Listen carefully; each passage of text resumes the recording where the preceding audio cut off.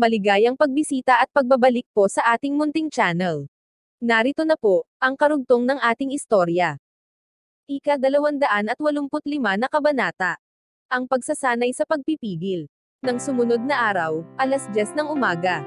Si Alex ay nagda-drive ng patrol car sa paligid ng university campus.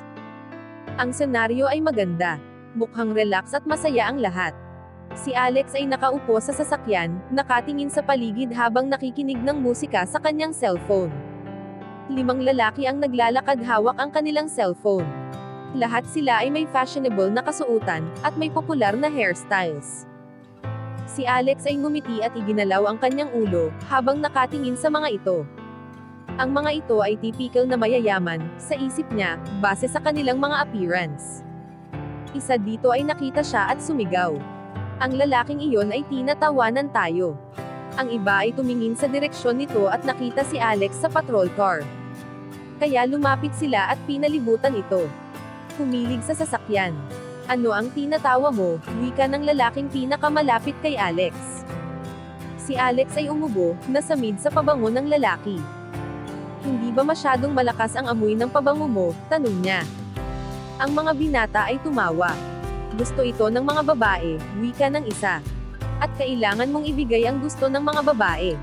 Hindi ka ba nag-aalala sa pagbibigay ng impresyon? Tanong muli ng isa. Ito ay tungkol lahat sa iyong damit, at sa iyong pabango.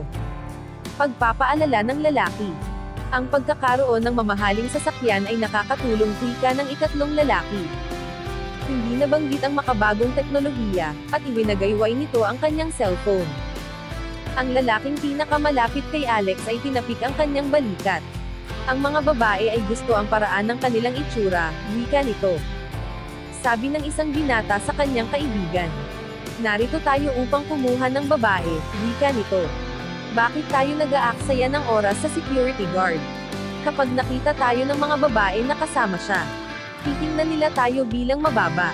Ang ibang lalaki ay tumango bilang pagsang-ayon, at naglakad palayo mula sa patrol car. Muntik ko nang makalimutan kung ano ang sadya natin dito. Ang 4 na magagandang babae na nakita natin kahapon, ay nagpunta sa building na iyon, mahigit ilang oras na ang nakalipas. Nang makita ko ang larawan na kinuha mo, ang mga babaeng iyon ay hot. At mukha silang movie star. Pumasok tayo sa loob at tingnan kung ano ang ginagawa nila. Sigurado ako na magiging masaya sila na makita tayo. Manood ka, wika nito. Kapag lumabas na tayo, ang bawat isa sa atin ay kasama na ang mga magandang babae. Ang mga binata ay naglakad patungo sa building. Sa entrance, nakarinig sila ng mga yabag at boses ng mga babaeng nag-uusap mula sa hagdanan. Ilang sandali, ang 4 na babae ay nakita. Ang mga binata na nakatayo sa baba ay pinanood sila. Ang 4 na dalagita ay lumabas. Ang bawat isa ay maganda pero sila ay may magkakaibang personalidad. Ang unang babae ay mukhang tahimik. Ang pangalawa ay confident. Ang pangatlo ay hiwalay, at ang pang-4 ay malambing. Ang mga binata ay tumingin dito. Si Alex ay tumawa ng marahan nang makita sila, at alam na hindi sila ordinaryong mga babae. Sila ang Moon Maiden. Ang mga lalaki ay nagkumpulan sa paligid ng mga babae.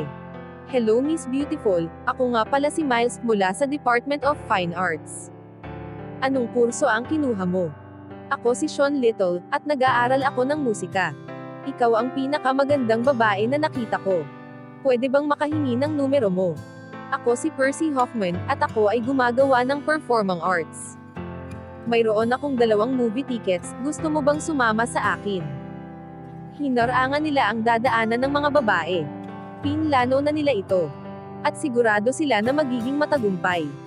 Hindi, maraming salamat, wika ni Celeste. Ang Moon Maiden ay nag-donate ng malaking halaga ng pera, upang sila ay payagan na makapag-aral dito. Natapos na nila ang pag-fill up ng admissions form. At sila ay ganap na estudyante na. Sa kabila ng pagtanggi ni Celeste, ang mga lalaki ay hindi pumayag na sila ay paalisin. Si Celine, Callisto, at Luna, ay itiniklop ang kanilang mga kamao, at tumingin sa mga ito. Balak nila itong bunatin pero pinigilan sila ni Celeste. Nagsumikap sila ng mabuti upang matanggap sa university, upang may pagpatuloy nila ang pagsisilbi kay Alex at Debbie. Kung sila ay mapapasok sa gulo, ito ay magdudulot ng problema kay Alex. Kailangan natin pabayaan ang mga dalagitang ito sa kanilang araw, wika ni Miles. Nakita niya na si Celeste ay galit. Sigurado ako na makikita muli natin sila, sa ibang pagkakataon. Mas mainam kung hindi natin ito pipilitin, at confident na hindi magtatagal ay makukuha nila ito. Umalis na tayo, wika ni Celeste, pinangunahan ang mga babae palayo. Kailangan nilang bumili ng mga ilang bagay, at pagkatapos ay bumalik sa kanilang dormitoryo. Hindi nila alam na si Alex ay security guard sa paaralan. Kaya hindi nila napansin na ito ay nakaupo sa patrol car, hindi kalayuan. Pinanood ni Miles silang umalis. Si Alex ay nagpanggap na umubo, ng 2 beses upang makuha ang atensyon ng Moon Girls. Tingnan nyo ang security guard, wika ni Sean. Talagang iniisip niya na may pag-asa siya sa mga babaeng katulad nila. Hindi nga tayo pinansin. Kaya hindi rin ito magiging interesado sa kanya. Nakakatawa. Ang isang lalaki ay sumang-ayon. Ang security guard ay masyadong mataas ang pangarap, at gagawin nilang tanga ang kanyang sarili. Ang 4 na babae ay malapit na sa pwesto ni Alex. Inaasahan ng mga lalaki na hindi papansinin ito ng mga babae, at maglalakad lang palayo. Pero ang mga babae ay ngumiti at nagmadaling lumapit dito. Mr. Alex, tawag ni Celeste, nang makilala ito. Isa kang security guard dito. Ang akala ko ang Clifton family. Umiling si Alex at kumindat kay Celeste, na naiintindihan, at huminto sa pagsasalita. Mr. Alex, ikaw ay napakagwapo sa iyong uniform, wika ni Celine. Ngayong nag-aaral na kami dito, makikita na namin si Mr. Alex araw-araw, wika ni Callisto, na ngumisngis dito. Mr. Alex, baka ikaw ay sobrang napagod, gusto mo bang bigyan ka namin ng masahe, wika ni Luna. Handa nang magtrabaho sa kanyang likuran. Si Miles ay napanganga nang makita ang eksena sa kanilang harapan. Anong mangyayari? Bakit ang magagandang babae ay binibigyan ng atensyon ang security guard? Lumapit ang mga ito. Hi mga Miss Beautiful, wika ni Miles, habang papalapit sa mga ito. Ang lalaking ito ay isa lang security guard. Huwag kayong mag-aksaya ng oras sa kanya. Sumama kayo sa amin. At dadalihin namin kayo sa magandang lugar para sa isang hapunan. Tumigil ka, ang 4 na babae, ay sabay-sabay na nagsalita. Nainis sa pang-iinsulto kay Alex. Kung hindi lang sila nag-aalala na ma-kick out sa paaralan. Malamang si Miles ay ginagamot na ang kanyang injury. Siya nga pala Celeste, wika ni Alex, na nakatingin sa mga lalaki. Sinabi ng mga lalaking ito, na nag-ayos ng kanilang mga sarili, at nagsuot ng mamahaling mga damit. Ito ay gusto ng mga babae.